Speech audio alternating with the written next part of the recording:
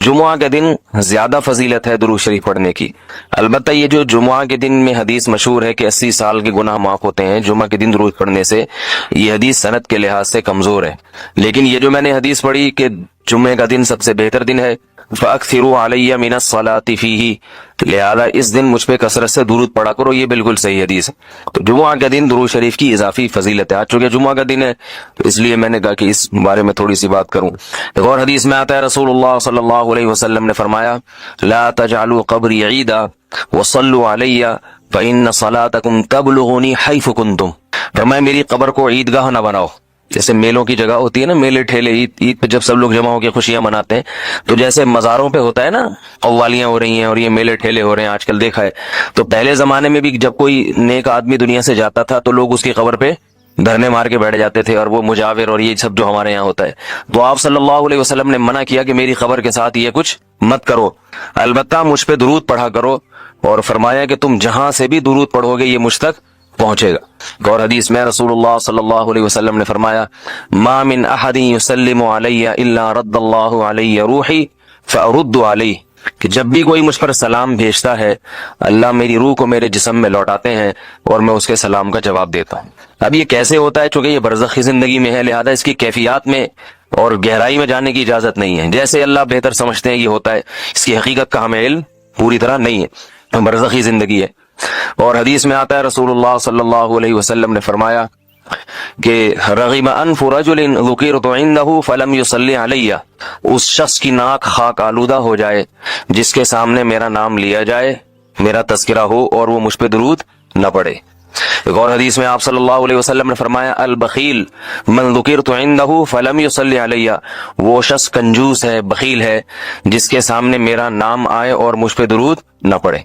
यानी इतनी बड़ी शख्सियत और इतने बड़े मोहसिन आजम का तज़किरा आ रहा है और इसकी जबान से दुआ भी नहीं निकलती, तो इससे बड़ा कंजूस दुनिया में कौन हो सकता है। एक और हदीस में आप सल्लल्लाहु अलैहि वसल्लम ने एक शख्स को दुआ मांगते हुए देखा जिसने दुरूद शरीफ पढ़े बगैर दुआ शुरू कर दी। तो आप सल्लल्लाहु अलैहि वसल्लम ने फरमाया इसने दुआ में जल्दी की है। फिर फरमाया तुम में से जब किसी शख्स को दुआ मांगनी हो तो पहले अल्लाह की हम्दो सना पढ़े, फिर मुझ पर दुरूद भेजे। कुरान मजीद में भी अल्लाह ने हुक्म दिया, इन्नल्लाह व मलाइकतहु युसल्लूना अलन नबी, कि अल्लाह और उसके फरिश्ते, अल्लाह भी रहमत भेजते हैं और फरिश्ते भी रहमत की दुआ करते हैं। या अय्युहल्लज़ीना आमनू सल्लू अलैहि वसल्लिमू तस्लीमा, ईमान वालो तुम भी मोहम्मद सल्लल्लाहु अलैहि वसल्लम पर दुरूद भेजा करो और सलाम भेजा करो। दुरूद और सलाम में फर्क यह है कि दुरूद अल्लाह की रहमत और सलामत कहते हैं कि हर बुराई से, हर मुश्किल से, हर मुसीबत से बचाएं। तो कमाल जब ही होता है जब अल्लाह हर शर से बचा लें और इजाफी रहमतें भी भेजें।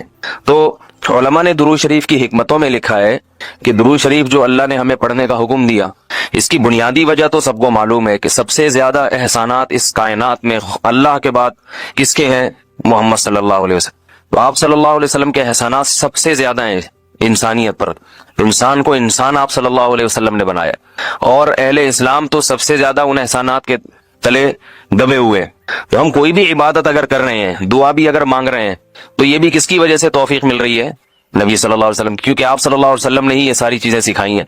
तो हर काम में हुक्म यह है कि भाई जिसका एहसान है, जिसकी वजह से तुम्हें ये रहनुमाई मिली, पहले उसका भी तो कुछ ख्याल करो, उसका भी जो है ना अल्लाह से उसके लिए दुआ मांगो ताकि तुम्हारी तरफ से भी कुछ शुक्र हो।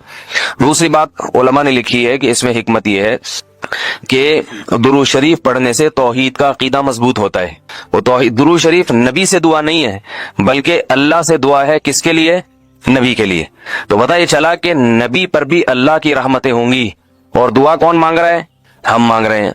तो इसमें नबी से मांगने का दरवाजा बंद कर दिया कि नबी से मांगने का इस्लाम में कोई तसव्वुर नहीं है, बल्कि नबी के लिए भी अल्लाह से मांगा जाएगा।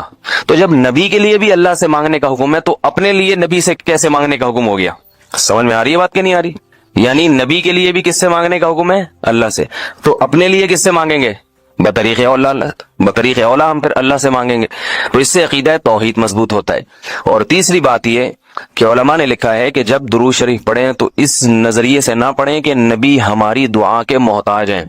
नबी अल्लाह की रहमत के तो मोहताज हैं, ये तो दुरूद शरीफ से पता चलता है, लेकिन अल्लाह की वो रहमत उस वक्त भी होती अगर हम ये दुआ ना मांगते। तो हमें इसलिए है कि हम भी उंगली कटा के शहीदों में नाम लिखवा लें। समझ रहे हैं ना। इसकी हजरत मौलाना अशरफ अली थानवी रहमहुल्लाह ने बड़ी प्यारी मिसाल दी।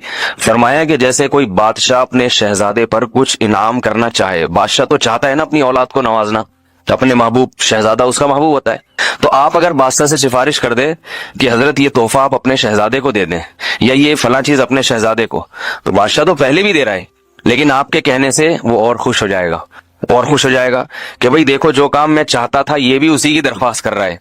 तो नतीजा क्या निकलेगा, थोड़ा सा आपको भी दे देगा वो, ठीक है ना, कि चलो ये गुड़ तुम भी मुंह मीठा कर लो अपना, तुमने इतना अच्छा काम किया। और अगर आप किसी को हुक्म दें उसके दुश्मन पे खर्च करने का, आप जाके कहें भाई वो तुम्हारा दुश्मन है, तुम्हारा दिल चाहता है उसका गला दबा दो, तो ऐसा करो उसको हदिये वदिये दिया करो।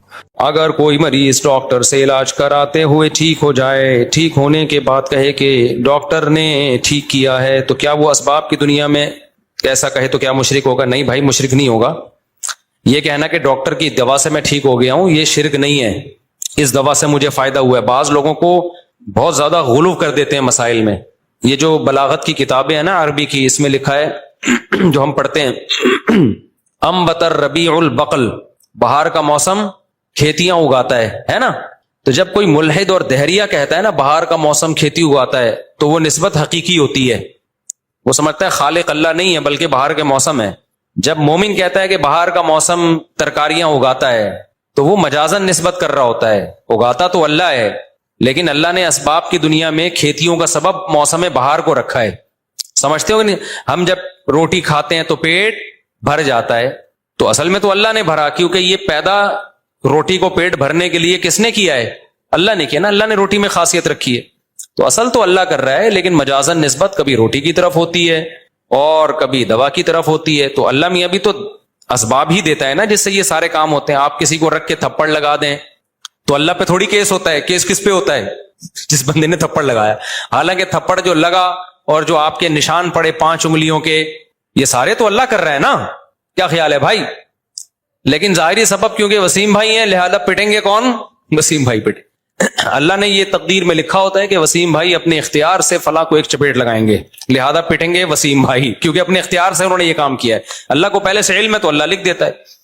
और फिर चलो वसीम भाई ने ये काम अपने इख्तियार से किया, लेकिन थप्पड़ में ताकत किसने रखी है? ताकत तो अल्लाह ने रखी है ना। अगर वसीम भाई के थप्पड़ में अल्लाह ताकत ना रखता तो सलीम के थप्पड़ लगता। तो असल तो हर चीज अल्लाह की तरफ लौट रही है। तो जैसे हम कहते हैं फला ने बंदा कत्ल कर दिया, मौत दे दी फला को, तो इससे हम मुशरिक नहीं होते। इसी तरह हम कहते हैं कि जी पानी से मेरी प्यास बुझ गई, तो इससे हम मुशरिक नहीं होते। तो ये कहना कि इस दवा से मैं ठीक हो गया या इस डॉक्टर से मैं ठीक हो गया, इससे कहां शिर्क का क्या ताल्लुक है? इससे शिर्क का कोई ताल्लुक नहीं है। तो वहमी ना बना करें। बहुत लोग बहुत वहमी बन जाते हैं कि अगर वो हमने यूं कह दिया तो यूं हो जाएगा। कुछ भी नहीं होगा। बाकी मुसलमान वैसे नॉर्मली अल्लाह की तरफ चीजों की निस्बत करनी चाहिए ताकि असबाब से नजर हटे। भाई अल्लाह ने फजल किया, अल्हम्दुलिल्लाह मुझे शिफा मिल गई। और अगर कोई पूछ रहे कौन सा डॉक्टर था, बोले इस डॉक्टर से शिफा मिली है, तो दोनों ठीक है। वहमी ना बने, खुदा का वास्ता। पहले डिप्रेशन के बहुत सारे मसाइल हैं। लोग शिर्क के मामले में भी वहमी बन जाते हैं, तलाक के मसाइल में वहमी बन जाते हैं, तहारत के मसाइल में वहमी बन जाते हैं। नलके को मैंने उस दिन नहीं बताया यूं करके कोनी से वॉशरूम का दरवाजा वहमी खोलता है कि वो कहता है इतने नापाक हाथ इस दरवाजे पे लगे हैं तो ये नापाक जरासीम। तो वो मैंने मसाइल सुन सुन के ना एक दिन मैं भी यूं करने लगा था। मुझे एकदम ख्याल हुआ कि यार ये मेरे ऊपर भी असर पड़ गया है, लोगों ने मसला इतने पूछे हैं। क्योंकि ज्यादा डेप्थ में जाओगे ना तो जाहिर है कितने लोग इस्तिंजा करके साबुन से हाथ धोए बगैर आ रहे होते हैं, वॉशरूम का दरवाजा खोल रहे होते हैं। तो आप जब हाथ लगेगा तो आप तो बहुत ज्यादा डेप्थ में जाने की जरूरत है ही नहीं। ये अल्लाह ने हाथ दिया है, हमें कोहनियां नहीं दी है। कोहनियां किसी को मारने के लिए दी हैं। कोई बंदा ना सुधर रहा हो ना, जाके साइड पे कोहनी मारो, ये इस काम के लिए। बाकी वैसे वॉशरूम का दरवाजा खोलना चाहिए हाथ धो के। अच्छा, ये मसले जितने बताए जाएं वहम और बढ़ता है लोगों का, कम नहीं होता। अब बहुत से लोग देखना कोनियों पे सेट हो जाएंगे। ठीक। अच्छा भाई, मुफ्ती साहब तौहीद शिर्क के हवाले से बराए मेहरबानी मुख्तसर वजाहत करें कि असबाब के तहत मदद कौन कर सकता है? और ठीक तो अल्लाह, ठीक, और गैब की मदद तो क्या लिखा पता नहीं। देखें, असबाब तो अल्लाह ने जो असबाब पैदा किए हैं उनके जरिए काम होता है, और जिस चीज के असबाब पैदा ही नहीं किए हैं तो वो सिर्फ अल्लाह ही कर सकता है। अब आप बूढ़े हो जाएं तो डॉक्टर कहते हैं, मेडिकल साइंस कहती है कि आपके औलाद का चांस खत्म हो गया। औरत खास तौर पे, मर्द में तो फिर भी रहता है हिसाब, यानी चांस रहता है, औरत में तो बुढ़ापे में खत्म हो गया। लेकिन अल्लाह असबाब का मोहताज नहीं है। وہ بغیر سبب کے دے سکتا ہے. تو کسی نبی کے بارے میں، فرشتے کے بارے میں، بزرگ کے بارے میں یہ عقیدہ رکھنا کہ یہ اسباب کے بغیر خود بخود کام کر سکتا ہے، اللہ نے اس کو اختیارات دے دی ہیں، تو یہ شرک ہے. اللہ کہتا ہے میں نے کسی کو اختیارات نہیں دیے. جو آج کل کے مشرک ہیں وہ گڑبڑ یہ کرتے ہیں، وہ کہتے ہیں ہم یہ تھوڑی کہہ رہے ہیں خود سے ان کے پاس اختیار ہیں، اللہ نے دے دیے تو کیا اللہ نہیں دے سکتا؟ ہم کہتے ہیں اللہ سب کچھ کر سکتا ہے لیکن اللہ دیتا نہیں ہے. اللہ سب کچھ کر سکتا ہے لیکن اللہ کسی کو اختیار دیتا نہیں ہے. اللہ کہتے ہیں تم اپنی حکومت میں کسی کو شریک نہیں کرتے تو میں کیسے شریک کر لوں؟ تو اللہ نہیں دیتا کسی کو. اللہ کہتے ہیں سارے اسباب سے ہٹ کے اختیارات میرے پاس ہی ہیں، میں نے دیے ہی نہیں ہے کسی کو.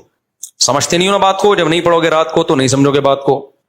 مفتی صاحب میں کیا لکھا ہے بھائی؟ گاڑی چلاتا ہوں، وہ سواری دیتی اور مجھے کمیشن کاٹتی ہے، سو میں 12 روپے، تو یہ جائز ہے؟ سود میں تو نہیں آئے گا؟ مجھے سواری دیتی ہے اور مجھ سے کیوں نہیں؟ کمیشن تو جو بڑی بڑی کمپنیاں ہیں وہ آپ کو سواری دیتی ہیں اور اس پہ کمیشن لیتی ہیں، تو اس میں سود کا کوئی تعلق نہیں ہے، اس سے جائز ہے.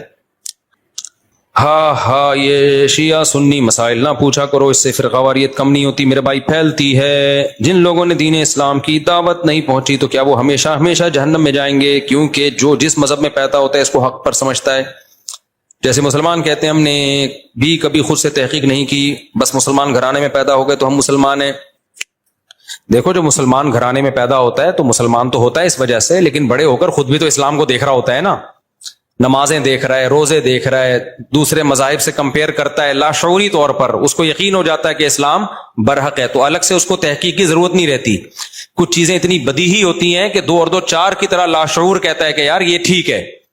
تو اب یہ نئے سرے سے تحقیق کرنا شروع کرے گا اور نہ کرے تو یہ مجرم ہوگا؟ ایسا نہیں ہے، کیونکہ یہ بالکل اس کی مثال ایسے ہے جو چوروں کے گھروں میں پیدا ہوا، وہ تو چور ہوتا ہے لیکن بالغ ہونے کے بعد اس کو اندازہ ہو جائے گا یہ میں غلط جگہ پہ پیدا ہو گیا ہوں. صحیح ہے نا؟ ابا بھی چور، اماں بھی چور، دادا بھی چور، نانا بھی چور. لیکن جو چور ان لوگوں کے گھر میں پیدا نہیں ہوگا جو چوری نہیں کرتے، چوری کو برا سمجھتے ہیں. جب وہ بالغ ہوگا، اچھا جزاک اللہ، جو بالغ ہو جائے گا جب وہ، تو اس کو چوری سے نفرت ہوگی کہ نہیں ہوگی؟ اب کوئی کہے میں نے چوری کے خلاف تقریریں بھی نہیں سنی، تحقیق بھی نہیں کی ہے کہ چوری بری چیز ہے کہ اچھی چیز ہے، پھر بھی میں جو چوری نہیں کر رہا یہ تو باپ دادا کی وجہ سے نہیں کر رہا، لہذا میں نئے سرے سے تحقیق کروں گا کہ چوری ٹھیک ہے یا چوری سے بچنا ٹھیک ہے. تو یہ کوئی عقل کی بات ہوگی؟ بولو بھائی. ہم کہیں گے بھائی چوری کرنا ایسی بری چیز ہے جو انسان کی فطرت میں اللہ نے ڈال دی ہے اس کی برائی. تو اگر کوئی ایمانداروں کے گھروں میں پیدا ہوا جو چوری نہیں کرتے، وہ نیچرلی چوری سے بچے گا اور اس بچنے میں اس کو تحقیق کی ضرورت نہیں ہے، بلکہ وہ اللہ کا شکر ادا کرے گا، اللہ یہ تو 2 اور 2 4 کی طرح واضح بات ہے کہ چوری نہیں کرنی چاہیے، تو تو نے میرے لیے آزمائش آسان کر دی. میں چوری اس لیے نہیں کر رہا کہ میرے ماں باپ چور نہیں ہے، تو میرے لیے آزمائش آسان ہو گئی ہے. اس کے لیے مشکل ہے جو چوروں کے گھر میں پیدا ہوا، وہ بڑا ہوگا تو اس کو تحقیق کرنی پڑے گی کہ یہ ابا ٹھیک بھی کر رہے ہیں کہ نہیں کر رہے. تو مسلمان کے لیے اللہ نے راستہ آسان کر دیا ہدایت کا، اس کو مسلمان گھرانے میں پیدا کر دیا. جب وہ بالغ ہوتا ہے تو جیسے ایمانداری یہ 2 اور 2 4 کی طرح سب کو پتا یہ اچھی چیز ہے، چوری بری چیز ہے، تو اسلام کی بھی اللہ تعالی حقانیت اس کے دل میں ڈال دیتے ہیں 2 اور 2 4 کی طرح کہ بھائی اسلام کے مقابلے میں کوئی اسلام کے ٹکر کا مذہب نہیں ہے ہی نہیں. آپ کمپیئر تو کرو نا، تبھی میجورٹی مسلمان ہی رہتی ہے الحمدللہ، ان کو اور ڈٹ جاتی ہے، جان دے دیتے ہیں، مذہب نہیں چھوڑتے، حالانکہ تحقیق نہیں کی ہوتی انہوں نے، اس لیے کہ ان کو لاشعوری طور پر ان کو پتا ہوتا ہے کہ بھائی یہ مذہب ٹھیک ہے، یہ مذہب اچھی. ابھی کچھ دن پہلے ایک ہندو مسلمان ہوا، کچھ دن پہلے وہ یہیں آیا نا، یہیں اللہ نے اس کو توفیق دی، تو میں نے اس سے ویسے ہی پوچھا، میں نے کہا آپ کو کس نے موٹیویٹ کیا؟ اس نے کہا بھائی جو مذہب 5 نمازوں کا حکم دیتا ہے وہ غلط کیسے ہو سکتا ہے؟ کہا دنیا کے کسی مذہب میں اللہ کی عبادت کا تصور ہی نہیں ہے، مذہب تو اللہ کی طرف لے کے جاتے ہیں نا. تو باقی مذاہب کو آپ دیکھ لو، کوئی ہے جو خدا کا تعارف کرواتا ہو؟ ہے؟ کہہ رہے ہیں کتنا پیارا مذہب ہے، یہی ایک چیز کافی ہے کہ فجر کی نماز، پھر ظہر میں وضو کر کے اللہ کے سامنے سجدہ کرو، پھر عصر میں پاک صاف ہو کے وضو کر کے صاف کپڑے پہن کے اللہ کے سامنے سجدہ کرو. کہہ رہے یعنی اس کی میں بات کو اپنے الفاظ میں بیان کر رہا ہوں کہ اللہ کی عبادت جو خالق کائنات ہے، جس نے ہمیں پیدا کیا ہے، اس کی عبادت یہ انسان کی نیچر ہے، اس کو اچھا سمجھتا ہے ہر انسان، یار اس کے لیے تو بھی تو کچھ کرنا چاہیے نا. تو وہ پیکج اسلام نے ہی دیا ہے. اسلام کے علاوہ کوئی اللہ کا تعارف، خدا کی عبادت کا تصور کوئی اور مذہب دیتا ہی نہیں ہے. تصور دیتا ہے تو ناقص تصور ہے. سمجھتے ہو کہ نہیں سمجھتے ہو؟ تو کہہ رہے یہ تو 2 اور 2 4 کی طرح ہے کہ اسلام کی ٹکر کا کوئی مذہب ہو تو ہم کمپیئر کریں نا. تو کہہ رہے میں نے اپنے ماں باپ سے بولا کہ بھائی میں نہیں ہندو رہوں گا، میں اسلام قبول کروں گا، اس لیے کہ 5 نمازوں کا ہوئی خدا کی عبادت کروا رہے ہم سے. کوئی اور مذہب عبادت نہیں کرواتا، کرواتا بھی ہے تو خدا کے علاوہ کی شروع کروا دیتا ہے. عیسائی اللہ کے ساتھ حضرت عیسیٰ ابن مریم کو ماننا شروع کر دیتے ہیں.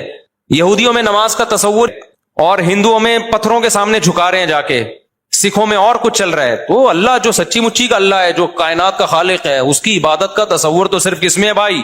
اسلام میں. اسلام کے علاوہ کہیں ہے ہی نہیں. تو میں جب مسلمان گھر میں پیدا ہوا، میں نے اپنے باپ کو دیکھا نماز پڑھتے ہوئے، اپنی ماں کو دیکھا تہجد میں، باپ کو تہجد میں دیکھا دعائیں مانگتے ہوئے. میرے والد صاحب چونکہ مذہبی گھرانے سے تھے، مذہبی تھے، تو ہر وقت پاک صاف رہتے تھے، باوضو رہتے تھے، تلاوت کرتے رہتے تھے، داڑھی تھی ماشاءاللہ. باپ کے داڑھی ہونا بہت ضروری ہے یار، ورنہ وہ باپ میں روحانیت نہیں پیدا ہوتی. ابا داڑھی والے ہی اچھے لگتے ہیں یار. میں جب دوسروں کے ابا کو دیکھتا تھا نا کہ ڈیڈی داڑھی نہیں ہے، میں کہتا یار ان میں ہمارے ابا والا لک ہی نہیں آ رہا. کچھ چیزیں بڑی نوٹ کی. دیکھو باپ میں نا انسان کو ایک روحانیت نظر آتی ہے، وہ داڑھی کے بغیر پیدا نہیں. خدا کی قسم باپ پہ داڑھی بہت پیاری لگتی مجھے. اس وقت میں کہتا تھا شکر ہے میں اپنے ابو کے گھر میں پیدا ہوا. میرے ابو یہ ہیں کیونکہ ان کی داڑھی تھی، چہرے پہ داڑھی کی وجہ سے بڑی رونق تھی. پھر مسواک بہت کرتے تھے، سفید چمکتے دانت تھے ان کے، کیونکہ مذہبی تھے نا. ابے دین کو فالو کرتے تھے نا، تو ہمیں تو اسلام سے فائدہ ہو رہا تھا نا، نقصان تھوڑی ہو رہا تھا ہمیں. اب میں بڑے ہو کے کہوں کہ ابے یار میں تو دوبارہ سے تحقیق کروں گا، پتہ نہیں اسلام ٹھیک ہے نہیں، مجھے تحقیق کی ضرورت نہیں ہے. میں نے بچپن سے اسلام کا حسن اپنے گھر میں، اپنی سوسائٹی میں دیکھا ہے بھائی، مجھے کیا ضرورت ہے اسلام چھوڑنے کی. وہ حسن بتا رہا ہوں آپ کو. میرے ابا کے دانت سفید چمکتے، کیونکہ ہر وقت کیا کرتے تھے؟ مسواک. ٹوتھ پیسٹ برش کا استعمال نہیں کرتے تھے. کمال کی بات یہ ہے 63 سال کی عمر میں ایک دانت ٹوٹنا تو دور کی بات، ہلا بھی نہیں تھا. صرف کس پہ سیٹ ہوئے تھے؟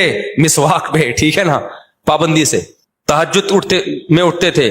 جب گھر میں مسائل آتے تھے روحانی ٹوپی ڈراموں کے پاس نہیں جاتے تھے، کیونکہ اللہ پہ توکل اور اعتماد انسان کو ان چیزوں سے روکتا ہے. ہم نے دیکھا صبر کرتے تھے، 2 رکعت پڑھ کے دعا مانگتے تھے. یہ چیز ہمیں دوسرے مذاہب میں نظر بولو نہیں آتی. ہم نے دیکھا خرچ کرتے ہیں، صدقے خیرات کرتے ہیں اپنی آمدن سے، چھپا کے بھی دیتے ہیں، دکھا کے بھی دیتے ہیں تاکہ ترغیب ہو. یہ چیز ہمیں دوسرے مذاہب میں نظر بولو نہیں آتی. میرے والد صاحب کے ذمے کسی کا 1 روپیہ ہوتا تھا، جب تک ادا نہیں کرتے ان کو چین نہیں آتا تھا. جب دنیا سے گئے ہیں نا، ہمیں یہ اعلان کرنے کی ضرورت نہیں پڑی بھائی والد صاحب کا کسی سے لین دین ہو تو ہم سے رابطہ کریں. لوگ جنازے پہ اعلان کر رہے ہوتے ہیں نا، حالانکہ کر رہے ہوتے ہیں، دیتے پھر بھی نہیں ہے. جنازوں پہ آج کل اعلان ہو رہے ہیں بھائی میت سے جس کا کوئی لین دین ہو تو لواحقین سے رابطہ کریں. بس یہ فارمیلٹی ہوتی ہے، اس کے بعد کسی کا باپ لواحقین سے رابطہ کر کے 1 روپے تو نکال کے دکھائے نا. تو ہم نے دیکھا بھائی یہ تو سارا مذہب، اگر وہ مذہبی نہ ہوتے تو یہ ساری کوالٹی ان کے اندر نہ ہوتی. ماڈرن دنیا میں وہ ہوتے اور ایکچولی، اور پھر پتہ نہیں، کیونکہ یہ جو آج کل لبرلزم آ رہا ہے اس میں تو بیوی نہیں ہوتی بھائی، گرل فرینڈز ہوتی ہیں. ہم نے دیکھا ہمارے ابا نے ہماری ماں کے ساتھ وفا کی ہے، آخری دم تک خرچہ اٹھایا، ساری ذمہ داریاں پوری کی انہوں نے. ہماری ماں کو شیلٹر دیا. سارے شوہر یہی کر رہے ہوتے ہیں نا، عورت کو شیلٹر دے. غیر مسلم تھوڑی شیلٹر دیتا ہے. آج کل غیر مسلم گرل فرینڈ ہے، جب تک آپ کی ہوس پوری کر رہی ہے ٹھیک ہے، جب وہ اس کو لکوا ہو گیا تو گرل فرینڈ رہتی ہے. یہ جو آج کل جتنے بغیرت بوائے فرینڈ ہے نا، جو کہتے ہیں میں گرل فرینڈ چاند پہ تارے توڑ کے لاؤں گا، یہ کروں گا، اس گرل فرینڈ کو لکوا ہونے دو، پھر دیکھتے ہیں کیا توڑ کے لائے گا. تو بیری کے پتے بھی نہیں توڑ کے لے کر آئے گا اس کے لیے. ایک بادام بھی نہیں جوتا مار کے توڑے گا، جو ہم بچپن میں بادام کے درخت سے چپلے مار کے توڑا کرتے تھے. اس کا خدا کی قسم وہ ٹیسٹ اب تک باداموں میں آیا نہیں ہے یار. بڑی شرارتیں. وہ دیکھو چپل پھر گم ہو جاتی تھی، بڑا مسئلہ ہوتا تھا. بادام تو کھا لی، اب چپل تلاش کر رہے ہیں، دروازہ بجا رہے ہیں، آنٹی آپ کے ہماری چپل آئی ہے کائنڈلی. تو پہلے 2 چپلیں وہاں سے پڑیں گی پھر اپنی ورنہ امی پوچھتی ہے نا چپل کہاں گئی تیری. تو خیر، تو اسلام کا حسن میرے بھائی ہم نے اپنے گھروں میں الحمدللہ دیکھا ہے، جو غیر مسلموں کو میسر نہیں ہے. یہ بھنگی چماروں والے سسٹم پہ سیٹ ہو گئے، گرل فرینڈ بوائے فرینڈ. تو ان کو باپ کی محبت، ماں کی ممتا کہاں ملے گی میرے بھائی؟ باپ تو خدا کی قسم ایسا پیارا رشتہ ہے نا، ایسا پیارا رشتہ ہے. غیر مسلم کو اس رشتے سے محروم ہو گئے ہیں، باپ کے رشتے سے. تو ہم پر اسلام نے احسان کیا ہے، ہمیں باپ کا رشتہ دیا ہے. انگریزوں کے پاس یہ رشتے نہیں ہیں، کیوں؟ اسلام نہیں ہے. ہندوؤں کے پاس بھی یہ رشتے اب ختم ہوتے جا رہے ہیں، کیوں؟ اسلام نہیں ہے. اسلام تو ہم پر اتنے احسانات کر رہا ہے. تو میں آپ کو بتا رہا تھا اسلام کی وجہ سے ہم نے اپنے گھروں میں کیا دیکھا. ہم نے بہن بھائیوں کی محبت دیکھی، صلہ رحمی دیکھی، فکر دیکھی ایک دوسرے کی، پردہ دیکھا. اللہ کا شکر ہے ہم جوائنٹ فیملی میں رہے ہیں، لیکن ہماری بھابیاں ہمارے سامنے نہیں آتی. ہم 4 بھائی کی ٹوٹل 6 بیویاں. ایسا ہوتا نہیں غیر مسلم 4 بھائی ہیں تو 4 بیویاں ہی ہوں گی. ہم لوگ کیا عجیب حساب چل رہا تھا. ہم لوگ اپنی اماں کے 4 بیٹے تھے، اماں کی بہویں 6 تھی اس وقت. ہماری ماں کو 4 بیٹوں پہ 6 بہویں کس نے دی ہیں؟ اسلام نے دی ہیں. اماں کو فائدہ ہو گیا کہ نہیں ہو گیا؟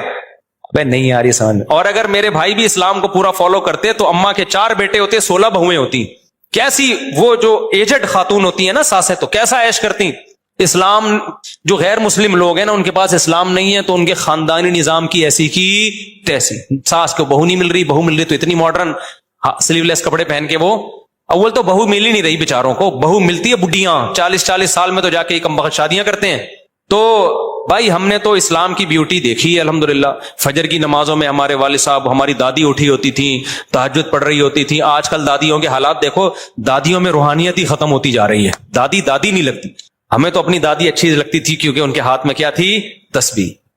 باوضو رہتی تھی, طہارت کا اہتمام تھا, مصلی بچھا رہتا تھا اور اس پہ بیٹھ کے قرآن پڑھتی رہتی تھی. تو اچھا لگتا ہے نا گھر کا یہ ماحول بھائی. تو یہ سب کس نے احسان کیا ہم پہ. تو اب ہمیں تحقیق کی ضرورت رہے گی یہ سب کچھ دیکھنے کے بعد کہ میں کہوں کیا ایکچولی میں تو, میرے ابا چونکہ مسلمان, میری اماں مسلمان, ہم مسلمان گھرانے میں پیدا ہو گئے, ایکچولی میں بڑا ہو کر دیکھوں گا کہ کیا. نہیں, مجھے دیکھنے کی ضرورت نہیں ہے. میں نے اسلام کا حسن اپنے خاندانوں میں دیکھا ہے. اور جو برائی خاندانوں میں ہے وہ اسلام کو فالو نہ کرنے کی وجہ سے ہے. اگر ہو, میں نہیں کہہ رہا ہے خاندانوں میں برائی, لیکن اگر ہے بھی تو فالو نہ کریں. پورا فالو کرو تو گھروں میں ایسے نور برسے گا میرے بھائی. تو اس لیے تراویح میں اتنا اچھا لگتا تھا ہمارے یہاں رمضان میں نا, ہماری دادی بیٹھی ہوتی, ابو نے, میرے والد صاحب نے ان کے لیے سے چبوترا بنا دیا تھا کیونکہ وہ مصلی پہ بیٹھی تھی. آج کل تو یہ جو لبرل سیکولر لوگ آ رہے ہیں, ان کی تو بوڑھوں کو توفیق ہی نہیں مل رہی اللہ کا نام لینے کی. بڈیاں بھی لگی ہوئی ہیں سلیو لیس کپڑے پہن کے نا, آدھے کپڑے پہن کے بڈیاں, عجیب سے ان کی ڈریسنگ ہے بڈیوں کی. اللہ بچائے یار ماڈرن بننے کی, کیونکہ زندگی بھر اللہ کا نام لیا نہیں, تلاوت نماز میں دلچسپی نہیں لی. اب ٹھڑک ان کو وہ چاہیے جو جوانی میں, اور باڈی ان کی جوانوں جیسی رہی نہیں ہے. تو نہ روحانیت رہی اور نہ مادیت رہی, زندگی برباد. تو نئی جو آ رہی ہے نا مارکیٹ میں بوڑھیاں بھی بہت اللہ خطر, اور یہ نئی نسل کا بڑھاپا دیکھنا کیا ہوگا. تو ابا داڑھی والے اچھے لگتے ہیں بھائی, ابا لگتے ہیں یار. ہم تو بڑا اچھا لگتا تھا, ہمارے ابا کی گھنی ببر شیر جیسی داڑھی تھی, ایسا پیارا لگتا تھا. پھر تلاوت کرتے, آواز بڑی جاندار, دانت صاف. دانتوں کا بڑا اثر پڑتا ہے انسان کی شخصیت پہ. کیوں, کیا کرتے تھے, مسواک, سمجھتے ہو, بہت صاف رہو, صفائی. ہمیں اپنے والد کے جسم سے ایک الگ سی خوشبو سی آتی تھی. کبھی میں نے اپنے والد کے میں اسمیل نہیں دیکھی کبھی. کیوں, نہانا دھونا, صفائی ستھرائی, گھر کو صاف, بستر کو صاف, جو ایک مسلم گھر میں ہونا چاہیے. تو باقی اباؤں کو ہم نے دیکھا ہے, بیٹا ابا کے قریب بھی, ابا کے سگریٹ کے کیا آ رہی ہے, بو آ رہی ہے ابا سے. کیوں, روحانیت آئے گی. آج کل جو ابا مارکیٹ میں آ رہے ہیں, بچوں کو پیار کریں تو بچہ تیزاب سے گال جا کے دھوتا ہے, گٹکے کھا کے تو بچوں کو پیار کر رہے ہیں. بیگم کے قریب آتے ہیں, بیگم کو الٹی آتی ہے. ایک عورت نے مجھے بتایا, میرا میاں گٹکا بھی کھاتا ہے, پان بھی کھاتا ہے, نسوار بھی کھاتا ہے, سگریٹ بھی پیتا ہے, میرے قریب آتا ہے تو الٹی کرنے کو دل کرتا ہے.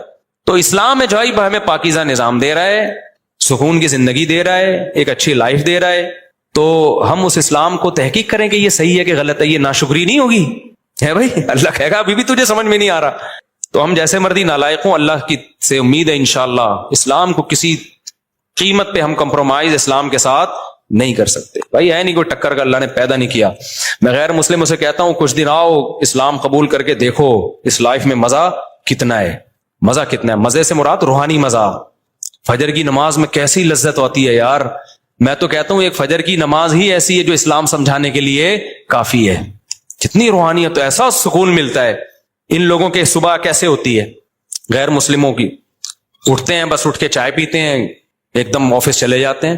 ہم جب صبح اٹھتے ہیں, حی علی الصلاۃ حی علی الفلاح, آؤ نماز کی طرف, الصلاۃ خیر من النوم, نماز نیند سے بہتر, اللہ اکبر, سب سے بڑا کون ہے, اللہ ہے جس نے تمہیں پیدا کیا. کتنا اچھا لگتا ہے صبح صبح اٹھ کے مسواک کرتا ہے, واش روم سے فارغ ہوتا ہے اور وضو کرتا ہے, صاف ستھرا ہو کے, پاک صاف کپڑے پہن کے مسجد میں جا کے اللہ کے سامنے سجدہ کرتا ہے باجماعت نماز میں. کیسا سکون ہوتا ہے نا. اس کے بعد پھر اپنے کاموں کا آغاز کرتا ہے. تو یہ مزے میرے بھائی اسلام کے علاوہ کہیں بھی نہیں ہے. رمضان کے روزے دیکھ لو کیسی روحانیت ہوتی ہے, ہائے ہائے ہائے ہائے ہائے, لیکن سمجھ میں آئے گا نہیں. میں کہتا ہوں اسلام آخرت سے پہلے دنیا کو جنت بنا دیتا ہے آپ کی. فَلَنُحْيِيَنَّهُ حَيَاةً طَيِّبَةً. تو ایک اہم بات یہ کہ اپنے لیے داڑھی نہیں رکھ لو, اپنے بچوں داڑھی نہیں رکھتے, اپنے بچوں کے لیے رکھ لو. بچے کو باپ کون سا اچھا لگتا ہے, فادر جو ہے نا, فادر کی داڑھی اچھی لگتی ہے, اس میں بزرگی کا احساس ہوتا ہے.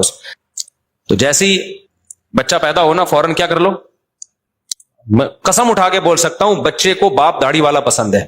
اس میں اس کو ایک باپ پنا زیادہ نظر آ رہا ہے. حدیث میں آتا ہے کہ فرقہ جنتی ہوگا. تو ہم مجتہدین میں جو اختلاف آئے تھے, اختلافات کے باوجود بھی ایک जन्नती मर्तबे फिरके में आते हैं। जी हाँ, मुज्तहिदीन में जो इख्तलाफात हैं वो फरोई इख्तलाफात हैं, वो इख्तलाफात सहाबा में भी थे। उन इख्तलाफात की बेस पे ये नहीं कहा जा सकता ये अलग अलग फिरके हैं, वो एक ही फिरके हैं। वो कौन सा फिरका है? मा अना अलैहि व अस्हाबी, जो कुरान और सुन्नत को माने और सहाबा को माने। तो जो इसमें होगा वो जन्नती फिरका होगा, चाहे उनके आपस में नमाजें मुख्तलिफ भी क्यों ना हो, नमाज पढ़ने का अंदाज मुख्तलिफ भी, क्योंकि दोनों किसको मानते हैं? सहाबा को। तो उनमें वही इख्तलाफ होंगे जो सहाबा में थे, सहाबा से हट के कोई मसला वो बयान नहीं करेंगे। तो इसलिए जो मा अना अलैहि व अस्हाबी पे मैयार पे जो भी उतरेगा, तो जिस नाम से भी वो जन्नती फिरका है, और जो इस मैयार पे पूरा नहीं उतरेगा वो कितने ही अच्छे नाम से हो, बेशक वो अपना नाम जन्नती फिरका ही रख ले, लेकिन वो जन्नती नहीं है, वो जहन्नमी फिरका है। तो नामों को मत देखो, जन्नती फिरके की अलामात होती हैं, उन अलामात को देखो। जिसमें अलामत पाई जाएंगी वो क्या होगा? वो क्या होगा? वो जन्नती होगा, चाहे वो हनफी हो, शाफी हो, किसी भी नाम से हो, इससे कोई फर्क नहीं पड़ता। कबीरा गुनाह से तौबा करना क्यों जरूरी है? अगर क़यामत के दिन अमाल तो ले जाएंगे, तो अगर नेकियां ज्यादा हो गई तो इन्होंने मसला ये पूछा है कि भाई हमारी नेकियां ज्यादा हों और बुराइयां कम हो, तो अगर हमने कबीरा गुनाह कर भी लिया तो कबीरा नेकियां भी तो बहुत सारी की है ना। जैसे गुनाह कबीरा होते हैं तो कबीरा नेकियां भी तो होती है ना। तो नेकियां हमने ज्यादा की हैं, गुनाह कम किए, तो दो चार अगर कर भी लिए तो तौबा करने की क्या जरूरत है? क़यामत में तो प्लस माइनस होगा, नेकियां ज्यादा हो जाएंगी तो फिर बख्शिश हो जाएगी। तो देखो क़यामत में बार बार मैं बताता हूं, नेकियां गिनी नहीं जाएंगी बल्कि तोली जाएंगी। बाज दफा एक गुनाह जिसको आप कबीरा समझ रहे होते हो वो ही इतना वजनी हो जाता है कि आपकी सारी कबीरा नेकियों को वो खा जाता है। तो गुनाह करके उस पर अड़ जाना, तौबा ना करना, ये इतना बड़ा गुनाह है कि ये एक ही नेकियां खाने के लिए काफी है। अल्लाह ने ये ऑप्शन दे दिया कि तौबा करके माफ करवा लो, ये कोई कम ऑप्शन है क्या? उसमें भी मौत आ रही है कि तौबा करते हुए, तो इस पे अल्लाह को गजब आ गया।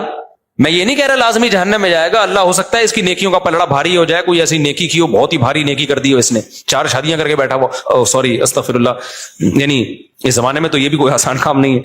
हो सकता है कोई इतनी भारी नेकी कर दी हो कि बख्शिश हो जाए, तो ऐन मुमकिन है, लेकिन भाई कोई कंफर्म नहीं है। हो सकता है ऐसा गुनाह हो जो उस नेकियों पे क्या आ जाए, भारी पड़ जाए। इसलिए गुनाह से तौबा जरूरी है, क्योंकि तौबा ना करना मुस्तकिल एक जुर्म है। आप समझ रहे, मैंने एक गुनाह किया है, मैं तौबा नहीं कर रहा तो क्या हुआ? तौबा ना करना एक मुस्तकिल भी तो जुर्म है। क्यों अल्लाह को राजी नहीं कर रहा मना के? तो ये गुनाह से मेरे भाई दूर ही रहो बस। अच्छा, ये भी हो गया जनाब, आपसे मेरे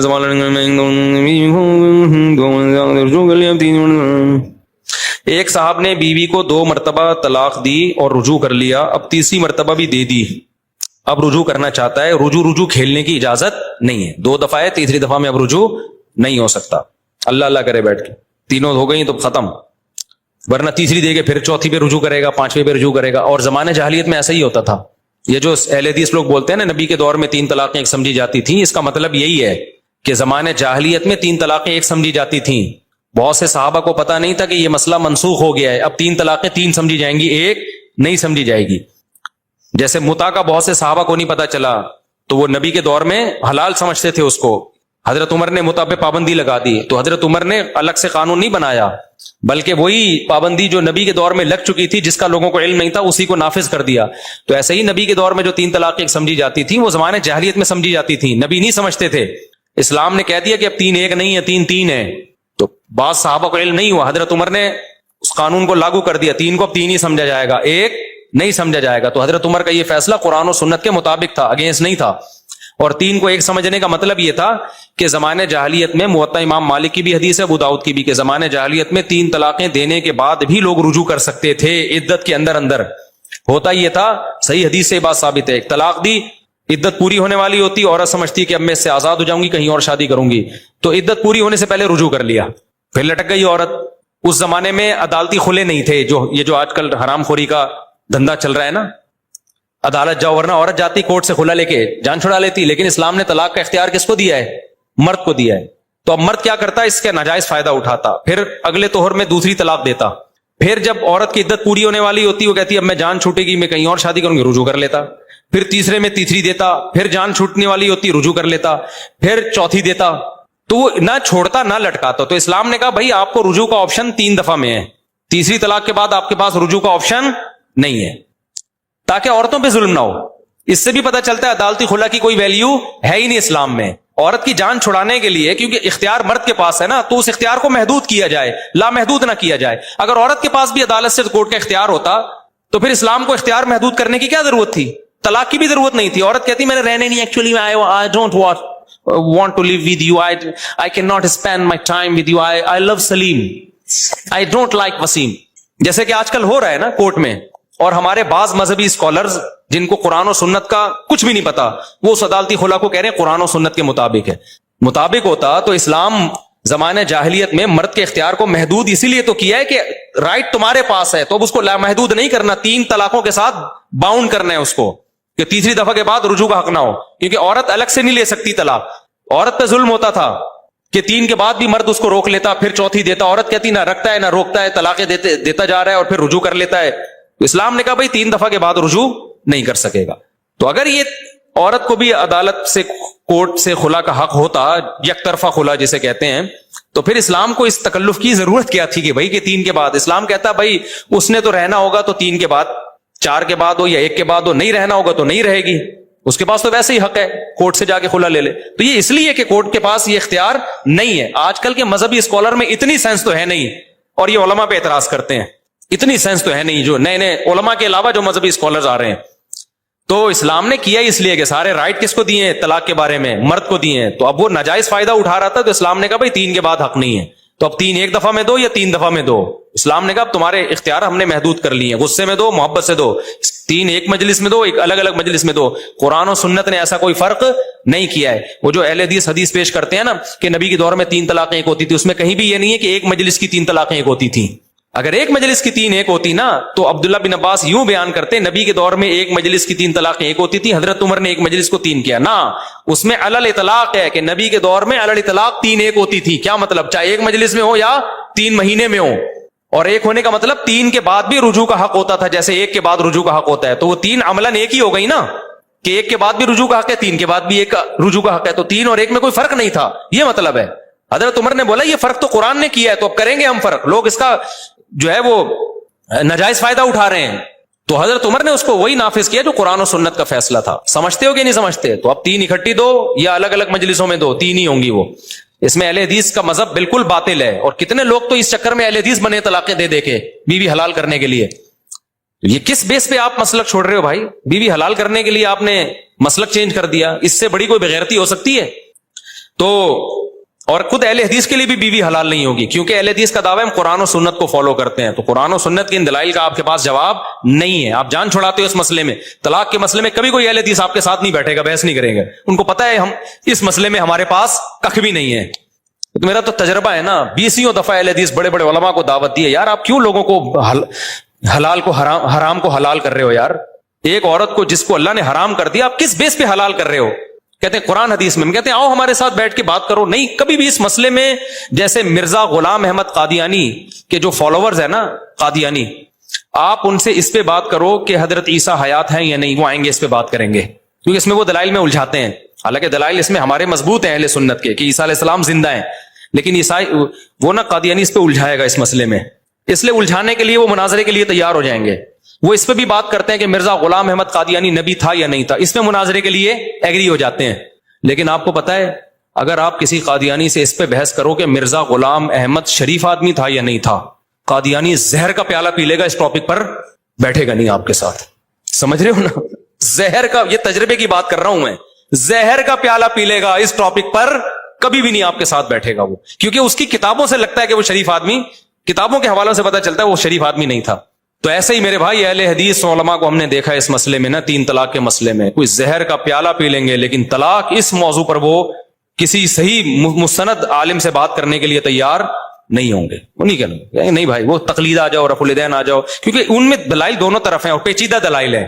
رفع الیدین کا مسئلہ تو اختلافی ہے نا، اس میں دونوں طرف دلائل ہے. جو جب دونوں طرف دلائل ہوتے ہیں تو جو پیش کرنے والا ہے اس کے اسٹائل کو اور اس کی تیاری کو دیکھا جاتا ہے کہ وہ کس انداز سے پیش کر رہا ہے. اگر وہ انداز صحیح ہوگا تو مناظرہ جیت جائے گا، نہیں صحیح ہوگا تو ہار جائے گا. لیکن طلاق کے مسئلے میں تو کخ بھی نہیں ہے ان کے پاس، لہذا اس میں بڑی جان. میرے ایک دوست اہل حدیث ہیں، میں نے ان کو اپنا 3 طلاقوں والا نا، میں نے ویڈیو پوری دلائل کے ساتھ ریکارڈ کروائی، وہ کلپ بھیجا. میں نے کہا آپ بتاؤ اہل حدیث علماء کے پاس اس کا کیا جواب ہے؟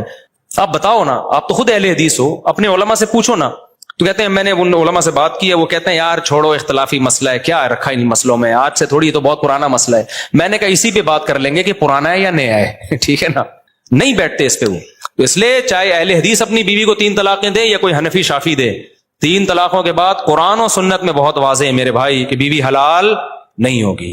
یہ اختلافی نہیں ہے, یہ حق کی مخالفت ہے. میں اہل حدیثوں کی نیت پہ شک نہیں کرتا, ان سے دلائل سمجھنے میں بہت بڑی مسٹیک ہوئی ہے. میں نہیں کہتا انہوں نے جان کر 2 نمبر ہی کی ہے, لیکن ظاہر ہے جب آپ مجتہدین کو چھوڑو گے نا, اپنے علم پہ اعتماد کرو گے تو بڑے بڑے بلنڈر آپ سے ہوں گے. آپ کی نیت اچھی ہوگی لیکن آپ سے غلطیاں بڑی بڑی ہوں گی. میں نیتوں پہ شک نہیں کرتا کہ وہ منجن بیچ رہے ہیں دکان جیسے لوگ کرتے ہیں, نیت قرآن و سنت کو فالو کرنے کی ہوگی, لیکن اس میں ان سے بہت بڑی غلطی ہوئی ہے. اچھا میرے بھائی, ہمارے والد خود مفتی ہیں لیکن جب شادی کا کہتا ہوں تو تھپڑ مارتے ہیں, کہتے ہیں آپ کچھ کماؤ, لیکن میں نے گھر بنایا ہے. اس کے بارے میں دیکھو, مفتی ہوں یا آپ کے ابا ڈاکٹر ہوں, شادی اپنے خرچے پہ ہوتی ہے. ابا نے تھپڑ لگایا 1, اگر میں آپ کا ابا ہوتا تو 2 لگاتا آپ کے. سمجھتے ہو, کیونکہ شادی تو کرو لیکن خرچہ کس کا ہوگا, ابا کا نہیں ہوگا. خرچہ کس کا ہوگا, آپ کا ہوگا. ابا اپنے خرچے پہ کرتے ہیں, ثواب ہے, بہت فضیلت کی بات. ترغیب تو میں دوں گا, آپ اپنے خرچے پہ کر دو. جیسے اپنے خرچے پہ اس کو پراٹھا کھلا رہے ہو, کھانا کھلا رہے ہو, تو اپنے خرچے پہ شادی بھی کر دو. لیکن ایک چیز ابا پہ لازم نہیں ہے, تو پھر ان کو زبردستی تھوڑی کی جا سکتی ہے. ابا بولے گا میں نے تیرا بھی خرچہ اٹھایا, بیٹیوں کا بھی میں خرچہ اٹھا رہا ہوں, اب بہو کا بھی اٹھاؤں, اور تو آگے تو اسپیڈ سے بچے بھی مفتی صاحب کا بیان سن کے پیدا کرے گا, وہ بھی میرے کھاتے میں. تو کیا پیڑے کھانے کے لیے آئے گھر میں؟ تو اس لیے میں بار بار کہتا ہوں, ابا کو ترغیب تو دیتا ہوں کہ بچوں کی شادیاں اپنے خرچے پہ کرا دو, اللہ پہ توکل پہ, لیکن ابا پہ لازم نہیں ہے. لہذا ابا سے آپ ریکویسٹ کر سکتے ہیں کہ ابا میں کما نہیں رہا, میں پیڑے کھا رہا ہوں, تو آپ اگر شادی بھی کرا دیں. ابا کرا دیں ٹھیک ہے, نہیں کرائیں تو پھر دوبارہ بولو. تو 1 تھپڑ لگایا, آپ کے ابا کو میری ریکویسٹ ہے کہ آئندہ یہ کہے تو میری طرف سے ایک اور لگا دیں. تو یہ بالکل صحیح کر رہے ہیں آپ کے ابا.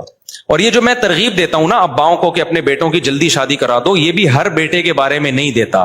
جو بیٹا سمجھدار ہے, پڑھائی میں لگا ہوا ہے, اپنی ذمہ داریاں پوری کر رہا ہے. آپ کو پتا ہے ابھی NID میں پڑھ رہا ہے یا یونیورسٹی میں پڑھ رہا ہے, ابھی یہ مصروف ہے اور اب ٹائم پہ جاتا ہے, کلاس لیتا ہے, محنت کر رہا ہے, آپ کو پتا ہے اس کا فیوچر اچھا ہو جائے گا, محنتی ہے, اس کی اپنے خرچے پہ کرا دو تاکہ برائیوں سے بچ جائے. کل کمانا شروع کر دے گا, 2-4 سال آپ بہو کو پال لو, پھر یہ اس نے پالنا ہے. لیکن اگر آپ کا بچہ پان گٹکے والا ہے, یونیورسٹی جا نہیں رہا, پوستیوں کی طرح پڑا رہتا ہے, تو پھر ترغیب بھی نہیں ہے. پھر میں نہیں کہتا ایسے بچے کی شادی کرا دو, عذاب جان بن جائے گا تمہارے لیے. یہ میں نے ایسے لوگوں کو ترغیب دی, میں نے ان کو لوگوں کو بتایا کہ تمہارا بچہ سمجھدار ہے, شادی کرا دو. انہوں نے کرا دی, آج زندگی بن گئی ان لوگوں کی. کہہ رہے ہیں بچہ بھی برائیوں سے بچ گیا, گھر میں ماشاءاللہ ہمیں جو ہے بہو جب دیکھتی ہے نا میرے سسر مجھے کھلاتے پلاتے ہیں, تو بہو کی آنکھوں, سسر کی آنکھوں میں آنکھیں ڈال کے بات بھی نہیں کرتی پھر وہ, ٹھیک ہے نا, اپنے باپ کی طرح سمجھتی ہے اس کو. تو بڑا اچھا ماحول بن گیا. لیکن ایسے بھی لوگ ہیں, ان کو میں نے کہا تھا اس کے بیٹے کی شادی نہیں کرانا. انہوں نے کہا میرا بچہ 25 سال کا ہو گیا, اب گناہوں میں جائے گا. میں نے کہا نہیں کرانا چاہیے, 38 سال کا ہو جائے, کیونکہ یہ سوچتا ہے اگر تم نے اس کی شادی کرا دی نا, خون کے آنسو رو گے تم, خون کے آنسو. کسی کی بیٹی کی زندگی تباہ مت کرو. نہیں مانے, انہوں نے کہا آپ تو ایک طرف اتنی ترغیب دیتے. میں نے کہا میں آپ کو نہیں دے رہا ترغیب, یہ نہیں کراؤ اس کی شادی. کرا دی, پھر حالات خراب ہوئے. کیونکہ پھر ہوا یہ کہ اس لڑکے میں تھوڑی سی موٹیویشن اس سے ملتی کہ مجھے رشتے نہیں ملتے, میں کماتا نہیں ہوں, اس بیس پہ شاید کچھ کما لیتا. جب ابا نے اپنے خرچے پہ کرا دی, بہو مل گئی, اب بچے اسپیڈ سے پیدا کرنے کے علاوہ کوئی کام ہے نہیں.